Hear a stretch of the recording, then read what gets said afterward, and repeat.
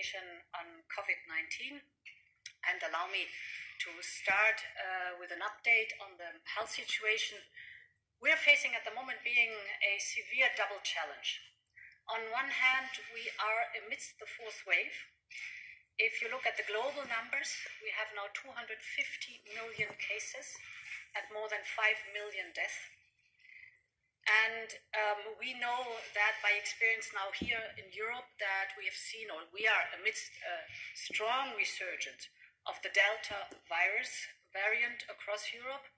And this comes along with increased illness, increased hospitalization, and a higher death toll, which unfortunately is concentrated mostly on those who are not yet fully vaccinated. That's the one scenario, difficult enough. Now, on the other hand, we are now facing a new threat that is the new variant Omicron.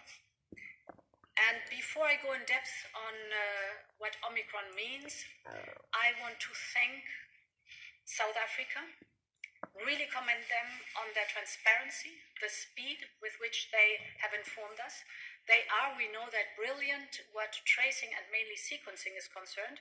So this is outstanding what they have done, because they gave us the opportunity to act immediately and fast, and they gave our scientists a head start to find the answers that we need. Because we all know that every single day counts in such a situation, and if you have immediately the information, the work can start immediately.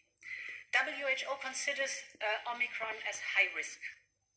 And I want to repeat that at this point we do not know all about this variant, but we know enough to be concerned.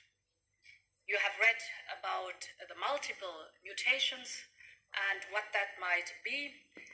And we know from our experience with the Delta variant that it is a race against time. Therefore, till we know what's going on, and this will take 2 to 3 weeks, that scientists tell us, we have to do everything possible to make the best out of the time we have till we have certainty about the characteristics of transmissibility and severity of Omicron. Our best scientists are working day and night on that, and what they tell us, we share with you. But what science tells us already is that full vaccination and boosters provide the strongest protection against COVID that is available now. So we are in kind of a tug of war. On the one hand, you have the virus and the variants, and on the other hand, we have vaccination and boosters, and I want the second part to win. We're lucky because this time we have HERA up and running. HERA is our operational tool in place to fight variants, with all the necessary networks and connections and tools that they are spot on now working on Omicron. And there's a second part I want to emphasize. It might be boring, it might be well known, but we have also other measures. And these are masks, hand hygiene, social distancing, and it is contact tracing, it is sequencing. These are the best protection against any kind of variant. So we should really, really use it. Finally, what vaccination is concerned. Vaccination, we have delivered to the European Union so far more than 1 billion doses of vaccines. We are glad to see that booster campaigns have started in many member states now.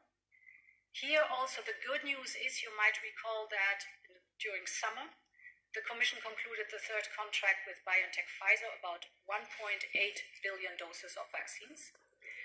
Now, overall, Moderna and BioNTech, from these, we will have 360 million doses of mRNA vaccines that will be delivered by the end of the first quarter, 2022.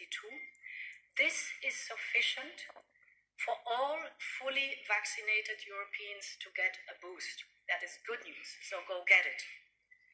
And I've spoken to BioNTech-Pfizer again about the children's vaccines, and here since yesterday also good news. They are able to accelerate. In other words, children's vaccines will be available as of December 13th. Last but not least, in case of a situation where we see that Omicron is no more fully responding to vaccination, We have also precautionary measures in place. Scientists are working on that already. We have in the contract the possibility to update the vaccine. The scientists tell us they need round about 100 days. We have, as I said, HERA in place with all the necessary network that is necessary from the lab side, the science side, but also from clinical trial side. And of course, we're working very closely with EMA to speed up the process of authorization. What is the bottom line? Hope for the best, prepare for the worst. Thank you.